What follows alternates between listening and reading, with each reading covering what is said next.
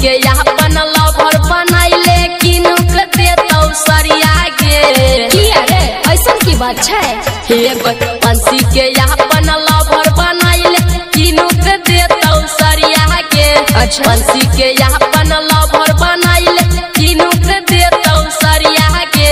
Bullet पर तोहरा बैठा के गे छौरी घूमै तो मनसी खगरिया के बुलेट पर तोहरा बैठा के गे छौरी घूमै तो मनसी खगरिया गे बंसी के आपन लभर बनैबै किन के देतै सरिया रे बंसी के आपन लभर बनैबै किन के देतै सरिया रे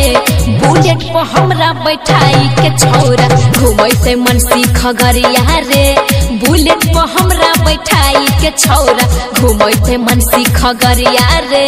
बुझले।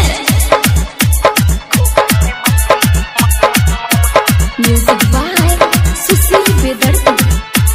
डीजे गुड्डू राज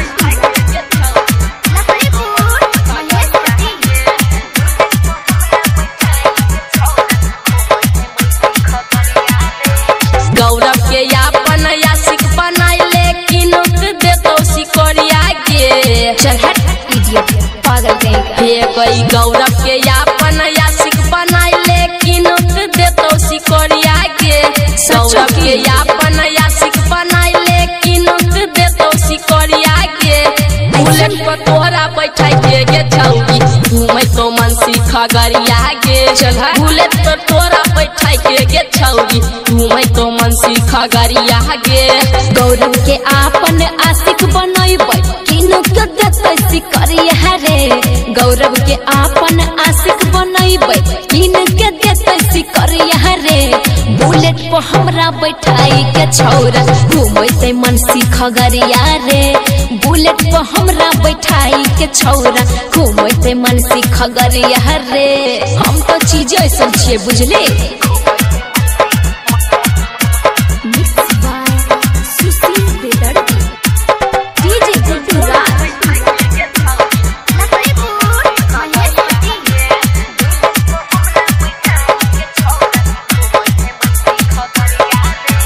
प्रिंस के अपन सैया बनाइले लूटिले संगे लहरिया गे किया रे हे गो सुशील के अपन सैया बनाइले लूटिले संगे लहरिया गे भरत के अपन सैया बनाइले लूटिले संगे लहरिया गे